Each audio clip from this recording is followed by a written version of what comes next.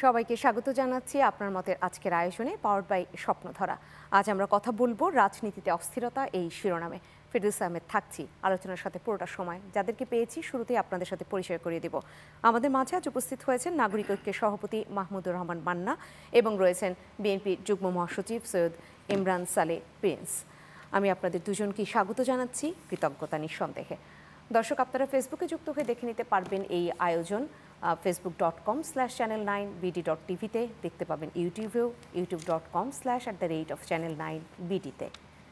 আমি ইমরান সালে প্রিন্স আপনাকে দিয়ে আলোচনাটা শুরু করতে চাই। রাজনীতিতে অস্থিরতা, এটা আজকে আমাদের শিরোনাম, এবং সেইখানে এনসিপির পক্ষ থেকে একটা সন্দেহ বলি বা একটা শঙ্কা প্রকাশ করা হয়েছে। সেই জায়গাটা থেকে আপনাকে শুরুতেই শুনতে চাই যে সচিবালয়ে যে বিক্ষোভ চলছে, আন্দোলন চলছে, জাতীয় রাজস্ব বোর্ডে যে আন্দোলন চলছে, সেগুলোর মধ্যে একটা প্রশাসনিক কুয়ের গন্ধ তারা পাচ্ছেন এবং তারা বলছেন যে এই প্রশাসনিক কু যদি তৈরি করবার চেষ্টা থাকে বা চক্রান্ত থাকে, সেই চক্রান্ত হতে পারে ফ্যাসিবাদের দোসররা করছেন, কিংবা অন্য কোনো বড় রাজনৈতিক দল যারা কিনা সরকারকে অস্থিতিশীল করতে চায়।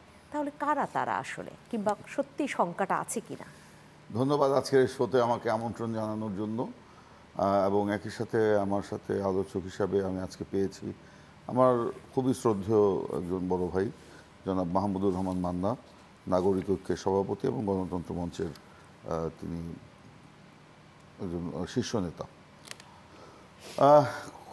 আপনি যে প্রশ্নটি আমাকে করেছেন এবং যাদের রেফারেন্স দিয়ে আপনি কথাগুলো বললেন, খুবই হাস্যকর, শিশুসুলভ একটি বক্তব্য আর কি। এসব দেখেন, সমস্যা থাকতেই পারে, সেই সমস্যার জন্য সমাধানের উদ্যোগ নিতেই হবে। সমাধানের উদ্যোগ না নিয়ে আপনি যখন একটি এমন কিছু যদি করেন বা কোনো পদক্ষেপ নেন যেটা যাদের সমস্যা তারা যদি মনে করে যে সেটা যে সেই উদ্যোগটা যথাযথ হয়নি, বরঞ্চ আরও নিপীড়নমূলক বা আরও বাজে একটা অবস্থান, সেখানে ক্ষোভ বিক্ষোভ হতেই পারে।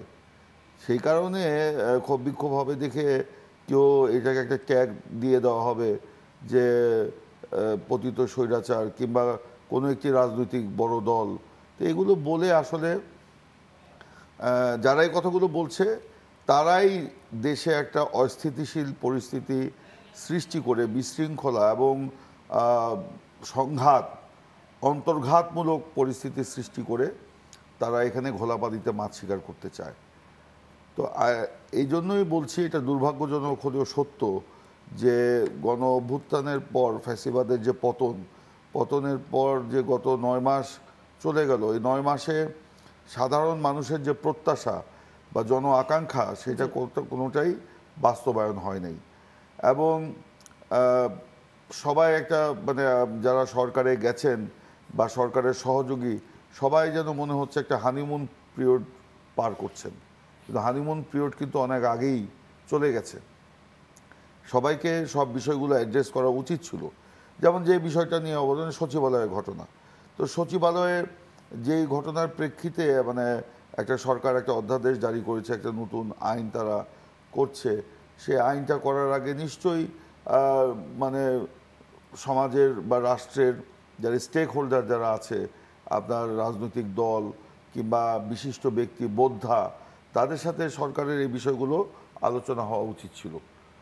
সেগুলো না করে হঠাৎ করে একটা অধ্যাদেশ জারি করার মধ্য দিয়ে করে দিয়েছেন। তাতে কর্মকর্তা কর্মচারীদের মধ্যে মনে হতেই পারে যে সেটা মানে তাদের জন্য যথোপযুক্ত নয়। তো সেই কারণে তারা ক্ষোভ বিক্ষোভ প্রদর্শন করছেন। সেই জন্য তাকে আপনি বলে দিবেন আসলে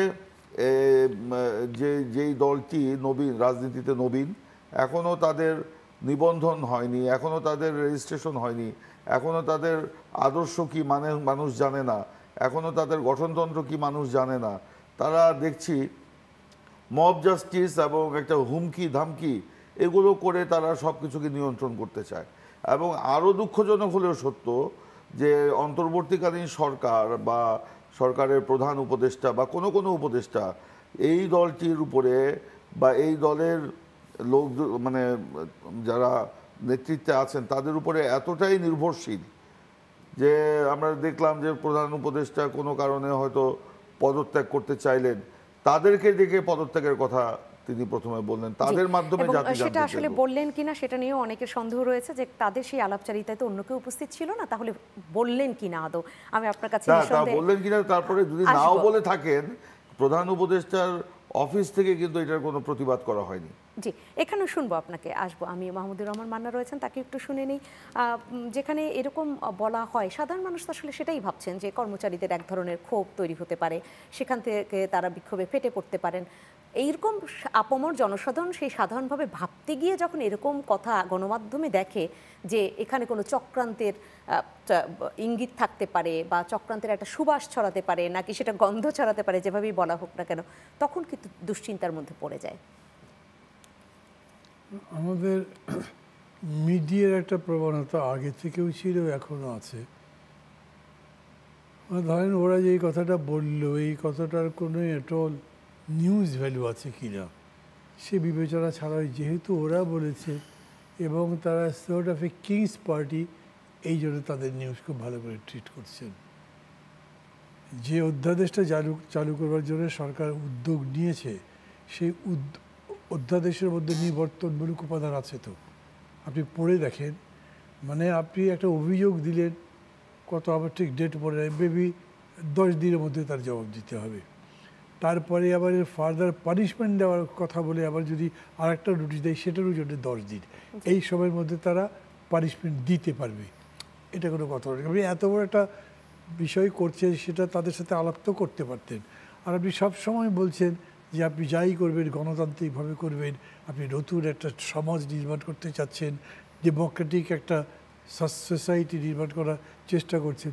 এগুলো তো তার কোনো পদ্ধতি নয়। গণকর্মচারী বলেন বা যাদের বলেন, সবার সাথেই আলোচনা করবার প্রশ্ন। আপনি বৈষম্যহীন সমাজ নির্মাণ করতে চান, সেটা তো বিচারের ক্ষেত্রেও বৈষম্যহীন হবে, আইনের ক্ষেত্রেও বৈষম্যহীন হবে। এই আইনটা যেটা তারা, যে অধ্যাদেশটা যেটা তারা চালু করতে চিন্তা করছেন, সেইটা তো বৈষম্যহীন বলে মনে হয় না, সেটা তো নিবর্তনমূলক বলে তারা দাবি করছে, এবং তার উপরে সরকারের কোনো এক্সপ্লেনেশন নাই। সেটা করবার পরে আপনি, ওরা যদি প্রতিবাদ করে, তাহলে বলবেন যে এটা তো পেছনে কিছু, ওই যে যেটা প্রিন্স বললেন, ট্যাগ লাগাবার চেষ্টা, এর চাইতে ন্যাক্কারজনক কিছু তো হতে পারে না। একটা জিনিস খেয়াল করবেন, যখন ব্যাপক মানুষ কোনো কিছু করে, ওইটার মধ্যে চক্রান্ত হয় না, চক্রান্ত কিছু লোক মিলে করে। আপনি যত চক্রান্তের ইতিহাস দেখবেন, সেটা অল্প সংখ্যক লোক করে, তারপরে সেটা একটা পরিস্থিতির মধ্যে মানে উদ্ধার করে নেয়। এমন নয় যে সমগ্র কোটি কোটি জনতা সেই ষড়যন্ত্র করে, এটা কখনোই হতে পারে না। এইখানে কোটি কোটি জনতা নাই, কিন্তু যারা আছে সবাই আন্দোলনের মধ্যে আছে। আজকেও সচিবালয় বন্ধ, 2 দিন ধরে আন্দোলন চলছে।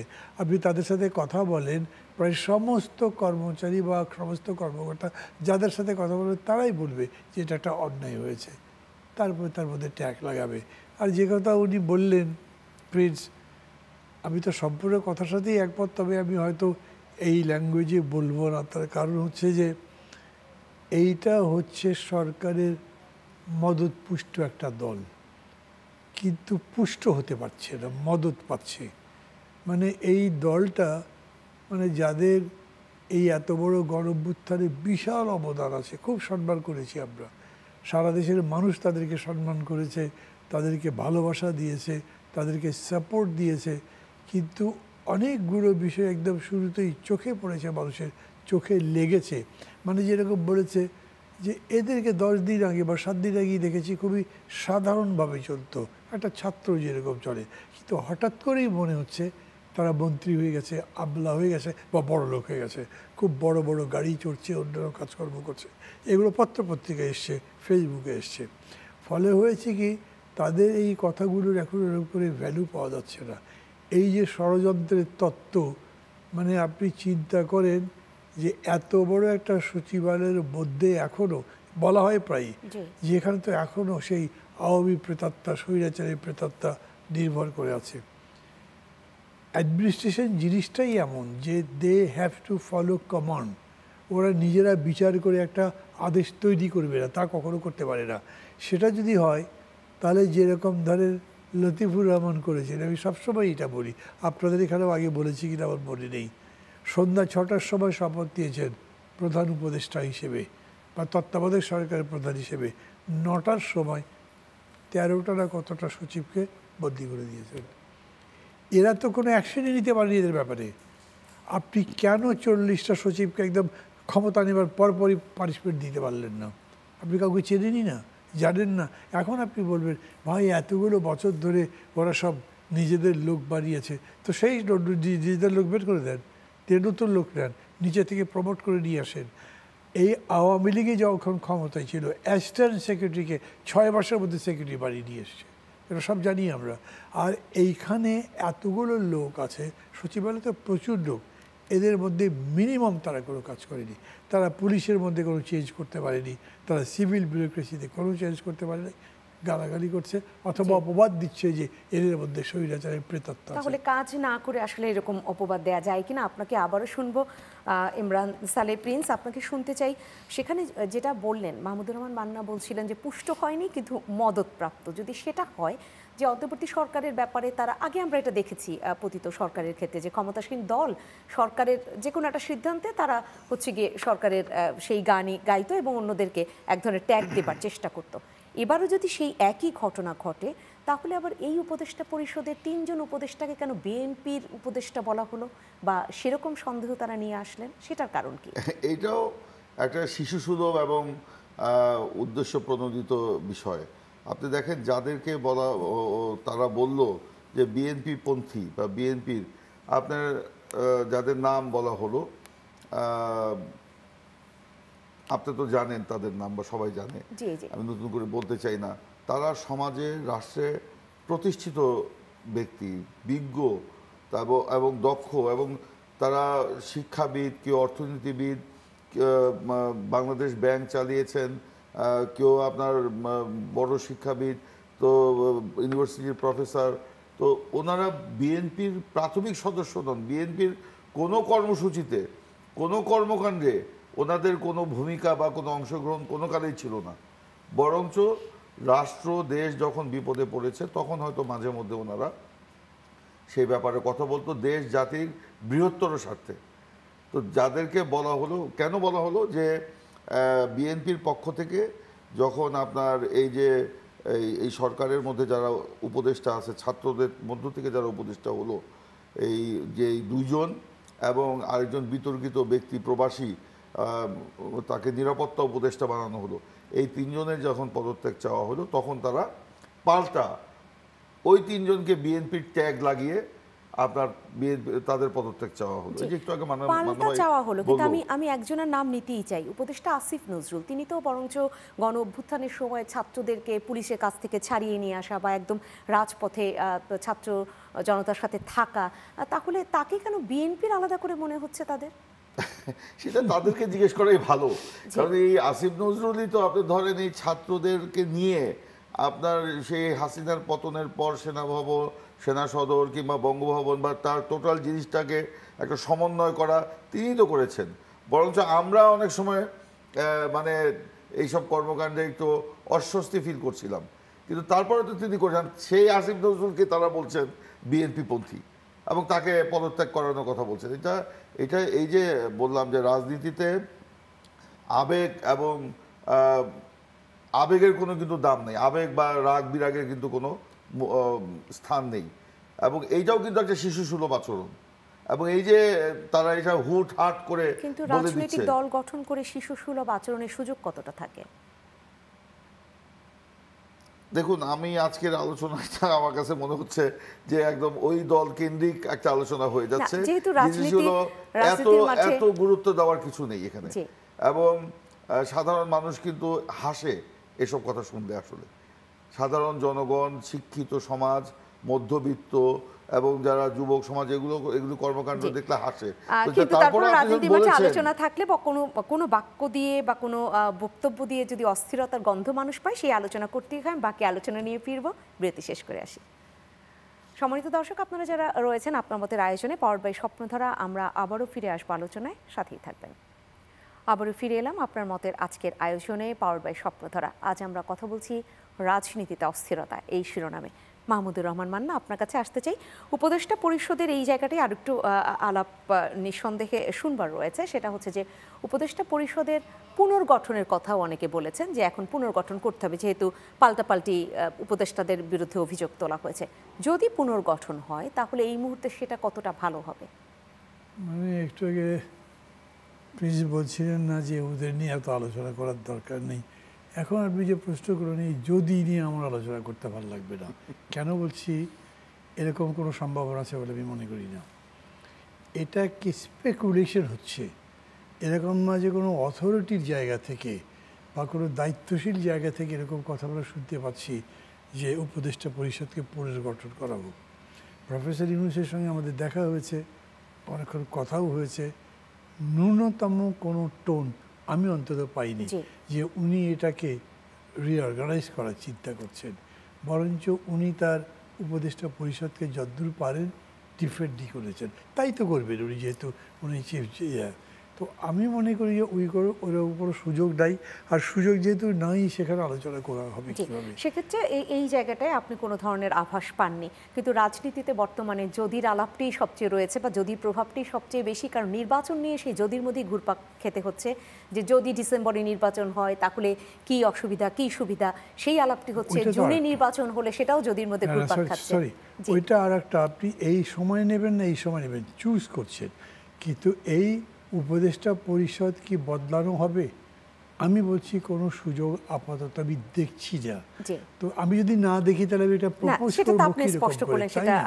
আমি আপনাকে এখানে একটু আর একটু বলে দিই যে আপনি প্রশ্নটা ওনাকে করেছিলেন, উনি মানে একটু বিব্রত বোধ করেছেন বলেই বলেনি না কি আমি বুঝতে পারিনি।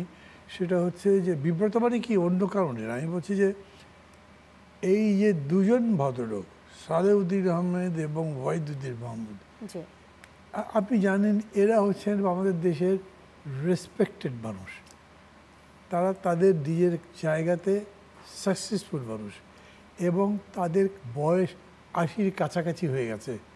এরা কোনো দিন বিএনপি বা কোনো পার্টির মিটিং না, আমার পার্টির মিটিংয়ে গেছে, মানে আসিফ নজরুল চাঁদপুরে আমার পার্টির মিটিংয়ে গেছে, বক্তৃতা করেছে।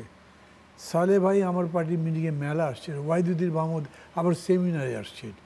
সালে ভাই এবং কি বলে ওয়াহিদুদ্দিন মাহমুদ সাহেব, তারা দুজনই কিন্তু মির্জা ফখরুল ইসলাম আলমগীরের ঘনিষ্ঠ বন্ধু। সলিমুল্লাহ হলে থাকতেন, ব্যক্তিগত সম্পর্ক ভালো ছিল, বিপ্লবী ছাত্র ইউনিয়ন করতেন, তখন তো আর বিএনপি হয়নি। তো ওই সম্পর্ক ধরে ওনারা বহু কষ্ট করে বোধহয় আবিষ্কার করেছেন তারা এরা বিএনপি করে, এর বাইরে তাদের এর সাথে কোনো রিলেশনই নেই। তারা যে এই জন্য পরিবর্তন চাইবেন, এদেরকে পরিবর্তন করবেন না। তারা যদি খেয়াল করেন, একজন হচ্ছেন অর্থমন্ত্রী, আরেকজন পরিকল্পনা মন্ত্রী, এবং পরিকল্পনা মন্ত্রী তিনি দুটো মন্ত্রণালয় ছিলেন, নিজের থেকে ছেড়ে দিয়েছেন শিক্ষামন্ত্রী। কাজে আমার মনে হয় যে এইটা কোনোভাবেই চেঞ্জ করার সুযোগ আছে। তবে হ্যাঁ, আমি ব্যক্তিগতভাবে বহুবার বলেছি, জানেন ৫২ থেকে শুরু করে বাংলাদেশের ইতিহাস হচ্ছে ছাত্র আন্দোলনের ইতিহাস, কিন্তু কোনোবার ছাত্রদেরকে আপনি ক্ষমতায় দেননি, এই প্রথম নিলেন। Was it right or wrong history বলবে, কিন্তু এই পর্যন্ত যে অভিজ্ঞতা, এদের সাকসেস রেট বলে কেমন কিছু নাই। মানে যারা ছিল প্রায় নমস্য মানুষ, সবাই এত সম্মান করত, এদের দেখলেই মনে করতো কি একটা আমাদের মুক্তিদাতারা এরা। এখন তাদের সে সেন্সই নষ্ট হয়ে গেছে, এখন তাদের প্রতি সেই ভালোবাসা নেই। এবং খেয়াল করে দেখবেন, আমি দেখেন ওদেরকে ছোটো করার জন্য বলছি না, খেয়াল করে দেখবেন যে ওদের বাইরের অ্যাক্টিভিটি কমে গেছে, মানে ঢাকার বাইরে জেলা কমিটি অলমোস্ট কোথাও হয়নি তাদের। এবং সেই দিন যে তারা নির্বাচন কমিশন ঘেরাও করতে গেল, সেইখানে কিন্তু সেই ফার্মার, সেই উৎসাহ, সেই ব্যাপক উপস্থিতিও নেই।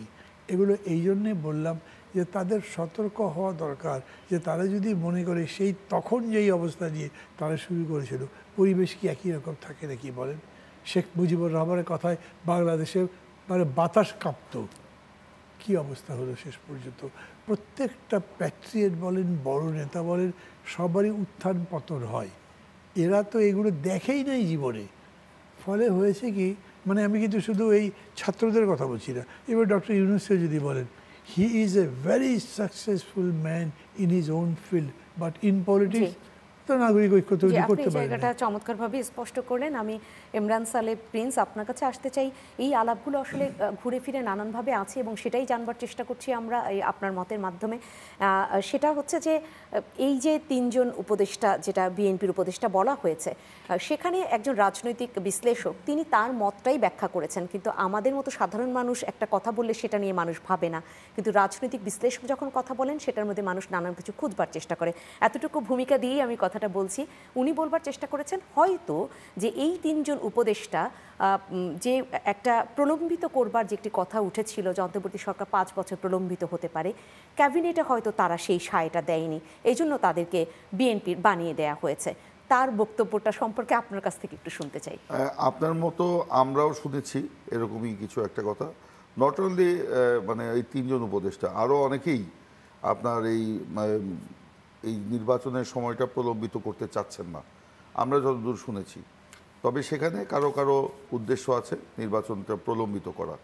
তো একটু আগে মাহমুদুর রহমান মান্না ভাই বলছিলেন যে এই যে নতুন একটা দল কিংস পার্টি বলা হচ্ছে তাদেরকে, তারা একটা মানে নিবন্ধন নেয়নি। নিবন্ধন নিতে গেলে যেই মানে ক্রাইটেরিয়াগুলো থাকে, জেলা কমিটি করা বা তাদের গঠনতন্ত্র করা, তাদের রাজনৈতিক উদ্দেশ্য মানে এগুলোকে করে নির্বাচন কমিশনে জমা দিতে হয় এবং তারা একটা প্রক্রিয়ার মধ্য দিয়ে এটা তদন্ত করে এটাকে অনুমোদন, সেই রাজনৈতিক দলকে অনুমোদন দেয়। সেটাও একটা সময় সাপেক্ষ ব্যাপার। এখন এগুলো না করে তারা কিন্তু রাজনীতির ময়দানে প্রভাব বিস্তার করার চেষ্টা করছে। রাজনৈতিক ময়দানে না, সরকারের উপর। রাজনৈতিক ময়দানে প্রভাব বিস্তার করতে চাইলে অবশ্যই ওয়েল অ্যান্ড গুড, আমরা সবাই ওয়েলকাম করব তাদেরকে, কিন্তু সরকারের উপরে অযাচিত হস্তক্ষেপ করছে। এই যে আসিফ মাহমুদ আপনার, হ্যাঁ আমি মাহমুদুর রহমান মান্না ভাইয়ের সাথে একমত। আমি এর আগেও একটা বক্তৃতায় বলেছিলাম যে গণ অভ্যুত্থানে তাদের যে অবদান আমরা অস্বীকার করি না, গৌরবোজ্জ্বল ভূমিকা রয়েছে, কিন্তু উপদেষ্টা পরিষদে ঢুকে তারা একটা রাজনৈতিক দল গঠন করে নেপথ্যে সেই রাজনৈতিক দলকে সমর্থন দিয়ে এবং সেই রাজনৈতিক দলের মানে মতামতটাকে সরকারের মাধ্যমে প্রতিষ্ঠিত করার জন্য তারা কাজ করছে। এই যে ধরেন সাম্প্রতিককালে ঢাকা দক্ষিণ সিটি কর্পোরেশনের মেয়রের শপথ নেওয়া না নেওয়া এবং কোর্টের রায় এবং নির্বাচন কমিশনের মতামত, এগুলো গ্যাজেট, এগুলোকে আমলে না নিয়ে এই আসিফ মাহমুদ ভূঁইয়া যে কাজটি করেছেন, আসিফ মাহমুদ যে কাজটি করেছেন সেটা অবশ্যই একটা গর্হিত কাজ এবং পুরো আইন আদালত মানে নিয়ম আইন কানুন সমস্তকে অবজ্ঞা করে তিনি সেটা করলেন না। আরও আশ্চর্যজনক হলো যে আমরা শুনেছি স্থানীয় সরকার মন্ত্রণালয় থেকে নাকি প্রধান উপদেষ্টার কাছে মানে নোট পাঠানো হয়েছিল এই ব্যাপারে যে মতামত দেওয়ার জন্য। আমরা শুনেছি গত রাত পর্যন্ত সেখানে প্রধান উপদেষ্টা নাকি কোনো মতামত দেন নাই। গতকালকেই মধ্যেই সেই মেয়রের ইশরাক হোসেনকে শপথ পড়ানোর কথা ছিল। তার মানে কি সরকার কোনো একটা নির্দিষ্ট উদ্দেশ্য নিয়ে এই কাজগুলো করছে, তো তার পদত্যাগ চাওয়াটা তো এখন ফরজ হয়ে গেছে আমাদের সবার জন্য। এখন যদি বলা হয় যে গণ অভ্যুত্থানের নায়ক ছিল তার পদত্যাগ চাওয়া যাবে না, এটা তো ঠিক না। তার এপিএস প্রায় 300 কোটি টাকার মানে হাতিয়ে নিয়েছে, তারপর তাকে আপনার পদত্যাগ করতে হয়েছে, এখন দুদকে তার মামলা চলছে। আমরা তো শেখ হাসিনার বাড়ির পিয়নকেও 400 কোটি টাকার মালিক হয়ে যেতে দেখেছিলাম। এখন আসিফ মাহমুদের বাবা কন্ট্রাক্টরি লাইসেন্স করবে, পরে আসিফ মাহমুদ বলবে আমি জানি না। তার এপিএস দুর্নীতি করবে, পরে বলছে যে আমি জানি না। তা আপনি জানেনটা কি? আপনার ঘরের মানুষ এই দুর্নীতি করছে বা ব্যবসা বাণিজ্য করার চেষ্টা করছে, তা আপনি জানেনটা কি?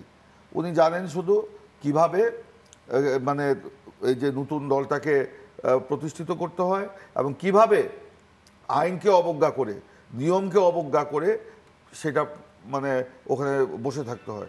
এই যে তাদের এই সব কারণেই এই ডক্টর মোহাম্মদ ইউনূস সহ তার অন্তর্বর্তীকালীন সরকার নিরপেক্ষতা হারাচ্ছে এবং তাদের যে কর্মক্ষম একটা মানে দল মানে সরকার, সেটা কিন্তু মানুষ এখন আর মনে করছে না। তাদের বিশ্বাসযোগ্যতাও কিন্তু এই সরকার হারাচ্ছে এই 2-3 জনের আপনাদের কর্মকাণ্ডের কারণে। সেই কারণেই আমরা তাদের পদত্যাগ চেয়েছি। আমরা কিন্তু অন্য কোনো কারণে না। এইসব কারণে সরকারের নিরপেক্ষতা বজায় রাখার জন্যই, তার সরকারের গ্রহণযোগ্যতা বিশ্বাসযোগ্যতা বজায় রাখার জন্যই এটা আমরা তাদের পদত্যাগ চেয়েছি। ডক্টর মোহাম্মদ ইউনূস অত্যন্ত জ্ঞানী একজন মানুষ। আপনারা তো কেন পদত্যাগ চাচ্ছেন সেই ব্যাখ্যাটা বিএনপির তরফ থেকে দেয়া হয়েছে, কিন্তু সেই বিশ্বাসযোগ্যতা কেন হারাচ্ছে সেই ব্যাখ্যা কি মিলেছে অন্তর্বর্তী সরকারের কাছ থেকে কোনো ধরনের? না, এটা তো আমরা কোনো ইয়ে পাইনি। এমনকি আরও আশ্চর্যজনক হলো, দেখেন এটা কি বলবো, যে যার বিরুদ্ধে আমরা অভিযোগ আনছি, যার পদত্যাগ চাচ্ছি, সেই আমাদের বিএনপির প্রতিনিধি দলকে যখন আহ্বান করা হলো যমুনাতে আপনার প্রধান উপদেষ্টার সাথে সাক্ষাৎ করার জন্য, আপনি দেখেছেন বিএনপির সমস্ত সিনিয়র নেতারা গেছেন সেখানে, হাইয়েস্ট বডি, এবং তারা একাধিকবার মন্ত্রী ছিলেন এবং রাজনীতিতে তারা প্রতিষ্ঠিত, তারা গেছেন প্রধান উপদেষ্টার সাথে দেখা করতে। আর প্রধান উপদেষ্টা তার সাথে কাদেরকে রাখলেন? তাদের মধ্যে সেই ব্যক্তি যার পদত্যাগের দাবি নিয়ে আমরা গেলাম, তাকে প্রধান উপদেষ্টা তার সাথে ওখানে বসিয়ে রাখলেন।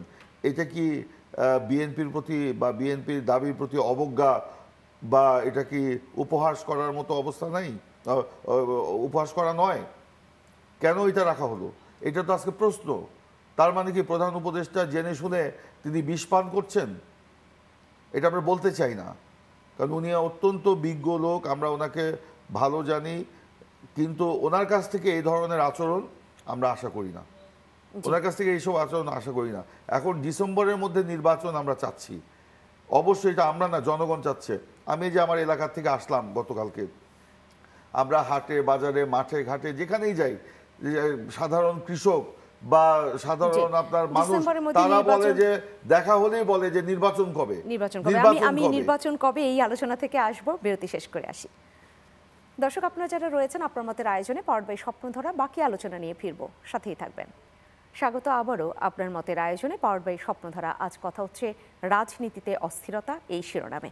আমি এই পর্যায়ে মাহমুদুর রহমান মান্না আপনার কাছে আসি। নির্বাচন কবে যেখানে শেষ করেছেন ইমরান সালিম প্রিন্স, সেখান থেকে আসি রাজনৈতিক ব্যক্তিবর্গের সাথে কথা হয়েছে প্রধান উপদেষ্টার, এবং সেই বৈঠকে কোনো মানে একদম গণসংহতি আন্দোলনের প্রধান সমন্বয়কারী তিনি একটি সুনির্দিষ্ট তারিখ চেয়েছেন, জোনায়েদ সাকির কথা বলছি, অনেকে রোডম্যাপ চেয়েছেন। কোনো ধরনের আশ্বস্ত করা হয়েছে কি যে এরকম হতে পারে, এই ধরনের রোডম্যাপ বা প্রকাশ করা হতে পারে ওরকম মাসের দিকে, বা এরকম কোনো মিলেছে কিনা? না, উনি এই ব্যাপারে কোনো জবাব দেননি। একটাই কথা বলেছেন যে আমি আপনাদের যাতে সন্দেহ না হয় যে আমি বোধহয় ক্ষমতা দখল করার চেষ্টা করছি, দীর্ঘদিন থাকার চেষ্টা করছি, দরকার লাগলে আমি লিখিত দিতে পারি, জুন মাসে 26 সালের জুনের মধ্যে নির্বাচন হবেই, লিখিত দিতে পারি আমি। একটাই, এটাকে আপনি যদি কোনো কমিটমেন্ট বলবেন, জি, তাছাড়া কিছু বলেননি। তাছাড়া কিছুই মেলেনি। সেক্ষেত্রে যেমন বিভিন্ন রাজনৈতিক দল, বিএনপি সহ নানানজন বলছেন যে জুনের দিকে নির্বাচন গেলে যে কয়টা হিসাব মিলাচ্ছেন যে এখানে রমজান মাস পড়বে, ঈদ পড়বে, এসএসসি এইচএসসি পরীক্ষা পড়তে পারে এক ধরনের, বা গরম চলে আসবে, এখানে বৃষ্টি, নানান ধরনের সমস্যার সম্মুখীন হওয়া লাগতে পারে নির্বাচন যদি ওই সময় আয়োজন করা হয়। এই সমস্যাগুলো একদম উতরে গিয়ে নির্বাচন আয়োজন সম্ভব হবে, সেই ব্যাখ্যাটা মিলেছে কিনা অন্তর্বর্তী সরকার জানিয়েছে? না, ওরকম করে আবার আলোচনাটা এগোয়নি। মানে যেমন ধরো আমাকে যদি জিজ্ঞেস করেন, আমার মনে হয়েছে এত বড় করোনার মধ্যে যদি ইন্ডিয়াতে ইলেকশন হতে পারে তো ওইটাও ইলেকশন হবে না কেন? আমি ব্যক্তিগতভাবে বলছি, মানে উনি যখন এটা স্টিক করছেন, না হলে এই নির্বাচন ফেব্রুয়ারি মার্চে হলে অসুবিধা কি?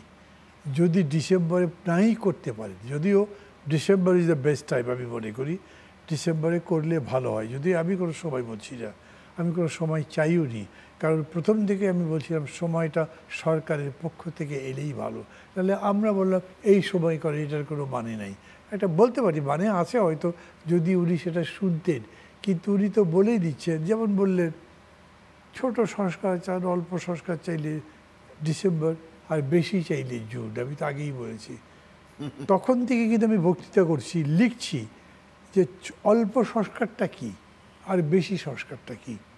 আমার কাছে সংস্কার মানে হচ্ছে, এমনিতে তো ধরেন সংস্কার একটা লাগাতার প্রক্রিয়া, একদম সৃষ্টির শুরু থেকে এখন পর্যন্ত পৃথিবীটাই তো সংস্কার করতে করতে এগোচ্ছে।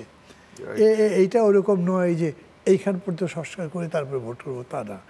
বরঞ্চ এরকম করে বলা যায় যে একটা ভালো নির্বাচন হতে হবে, সবার কাছে গ্রহণযোগ্য নির্বাচন হতে হবে।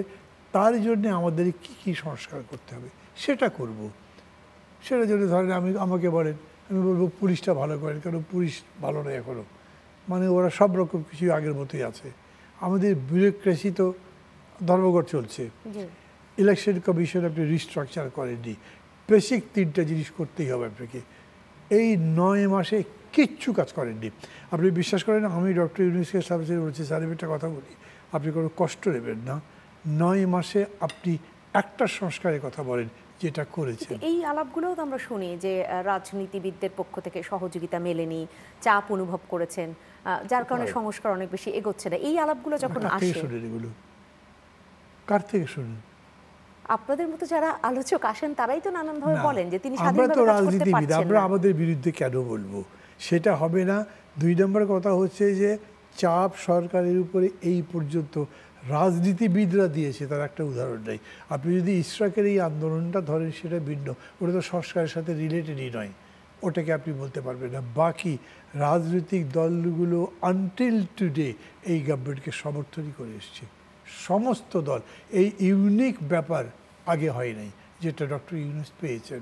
তারপরে যদি ওনারা বলেন না রাজনৈতিক দল চাপ দিচ্ছে, আমাদের সহযোগিতা করছেন না, তাহলে সেটা খুব ভদ্র আচরণ হবে বলে আমি মনে করি না।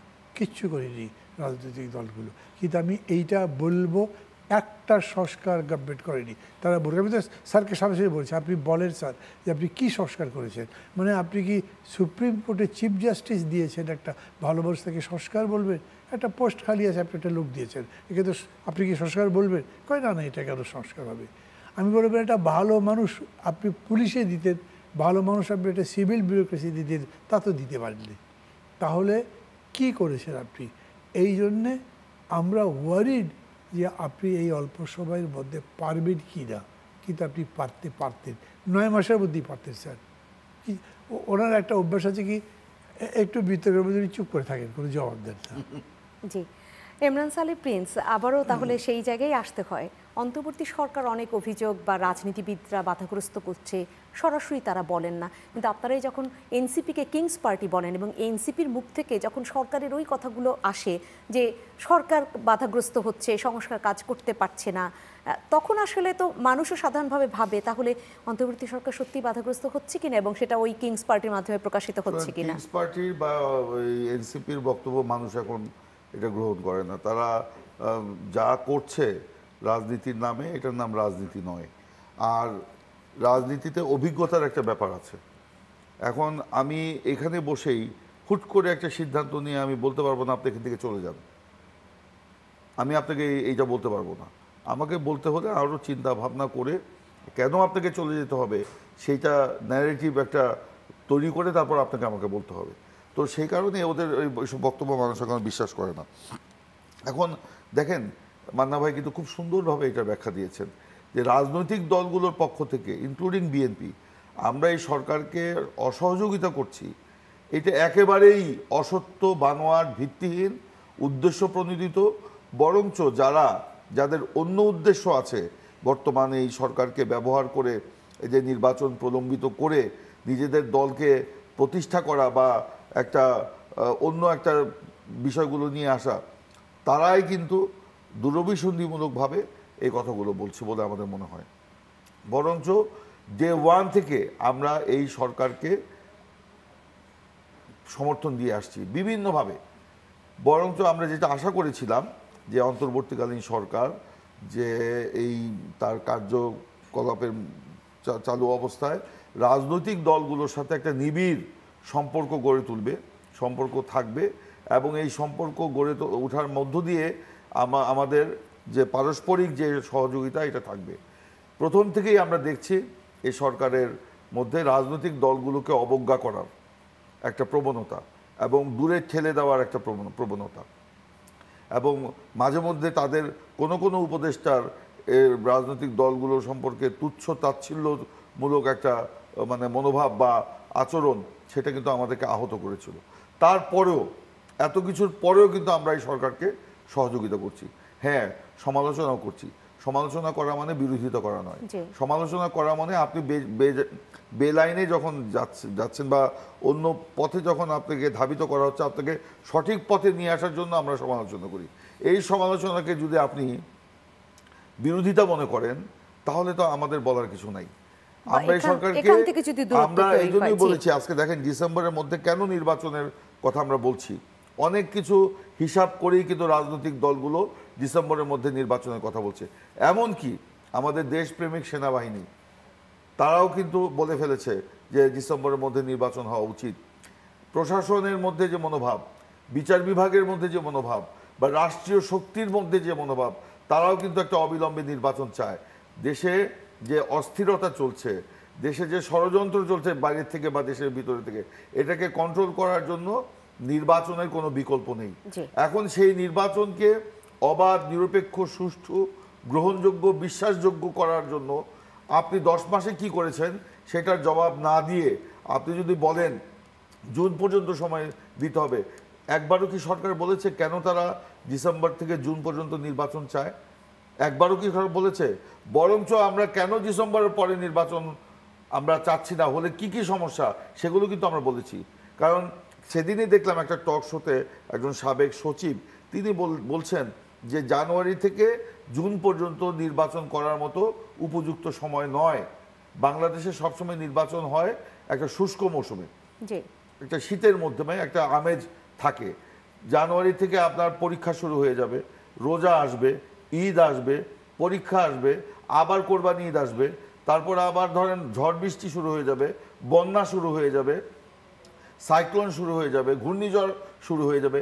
এটা কি আপনার নির্বাচনের জন্য বাংলাদেশে কোনোদিন কোনো সময় উপযুক্ত সময় ছিল?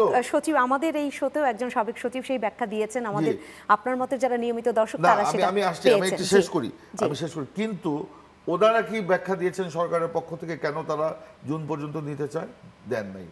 এবং আমরা আরেকটি আশঙ্কা করছি যেটা আরো ভয়াবহ, সেটা হচ্ছে ধরেন বাংলাদেশকে ঘিরে নানান রকম সমস্যা আছে, মানবিক করিডোরের চাপ আছে, বন্দরকে বিদেশিদের হাতে তুলে দেওয়ার চাপ আছে, বা এই সরকারও নীতিগতভাবে তারা সিদ্ধান্ত নিয়েছে, যদিও তাদের এই সব সিদ্ধান্ত নেওয়ার কোনো ইয়ে নাই, মানে যোগ্যতা বা তাদের সেই ক্ষমতা নেই। এইটা একমাত্র নির্বাচিত সরকার বা নির্বাচিত সংসদের পক্ষেই সেই সিদ্ধান্ত নেওয়া সম্ভব এবং উচিত।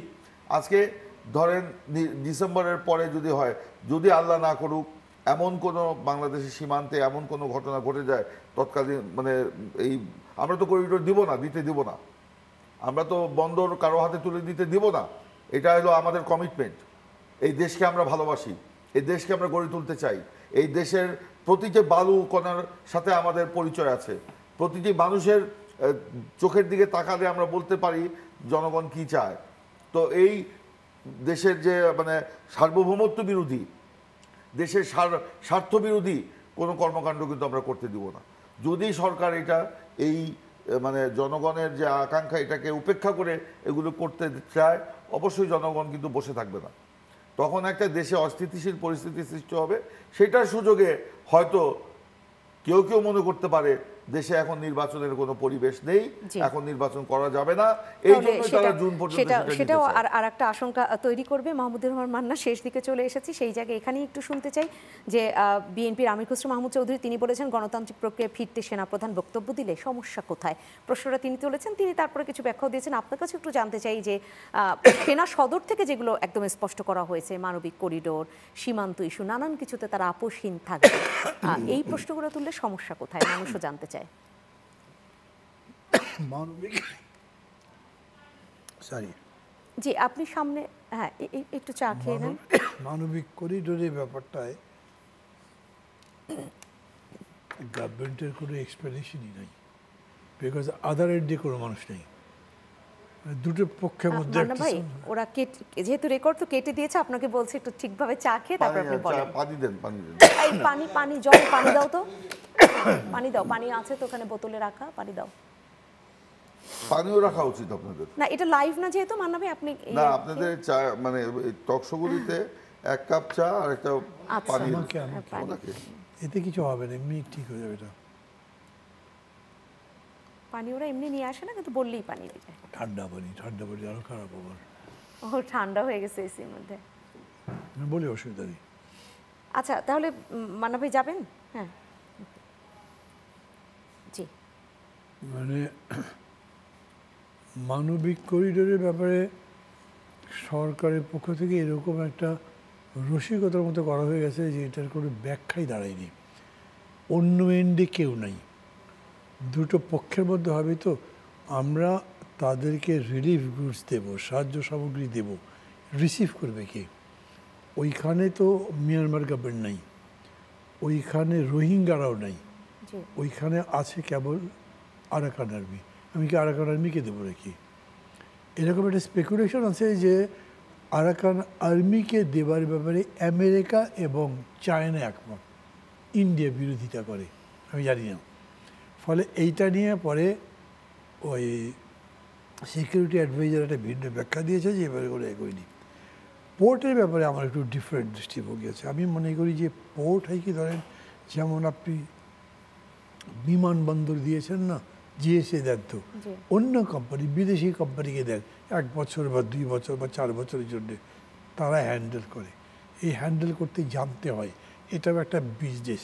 কেউ ভালোভাবে হ্যান্ডেল করতে পারে এবং পয়সা বেশি আর্ন করে। আমাদের চিটাগং পোর্ট আমরা বহু বছর মিসম্যানেজমেন্টের কারণে, বিশৃঙ্খলার কারণে লুজ করেছি। এখন এইটা যদি একটা ভালো কোম্পানিকে দিই, ওটা সিঙ্গাপুরের পোর্টও তো অনেক বিদেশি কোম্পানিকে দেওয়া হয়, আমেরিকার যে পোর্ট আছে সেগুলো বিদেশি কোম্পানিকে দেওয়া হয়। সেই হিসেবে আমি মনে করি এটা ওরকম দেওয়া যেতেও পারে, কিন্তু একটু আলোচনা করার দরকার ছিল, সেইটা তারা করেনি। উঠেছে যে আলোচনা ছাড়া পারেন কিনা, যেহেতু নির্বাচিত সরকার। এখন যদি মানে আর্মির এগুলোর ব্যাপারে কথা বলবার কথা না, তারা বলল কেন? মানে দেখেন, একটা মানে বৈপরীত্যটা দেখেন। আমেরিকাতে মার্শাল ল হবে, এটা বললে আমেরিকার লোক হাসবে, কী বলে মার্শাল ল আবার কি? আর আমাদের দেশের লোক মার্শাল ল জন্য প্রত্যাশী থাকে, মানে গোলমাল লাগলে বোধহয় আর্মি আসবে, মানে খুশি তারা। 24-এর অভ্যুত্থানের পরে আমাদের সবাইকে পলিটিক্যাল পার্টি ডাকলো কে সামরিক বাহিনীর প্রধান ক্যান্টনমেন্টে, আমরা গেছি না। He took the lead after the insurrection. তো ওরা তো অলরেডি ইনভলভ হয়েছিলই।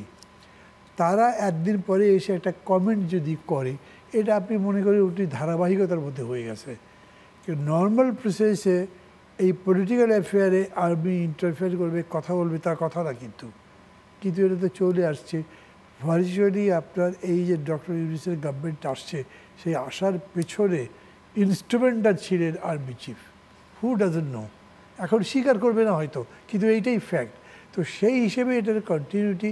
আমির খসরু মোহাম্মদ চৌধুরী যা বলেছেন, আমি আসলে ডিটেলসটা পড়িনি, আমি হেডিংটা দেখেছি আজকের পেপারে, উনি সম্ভবত এগুলোই বলেছেন।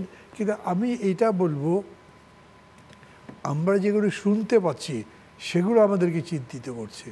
তা হচ্ছে যে তাদের মধ্যে মানে সরকারের সাথে সামরিক বাহিনীর একটা ডিফারেন্স হচ্ছে।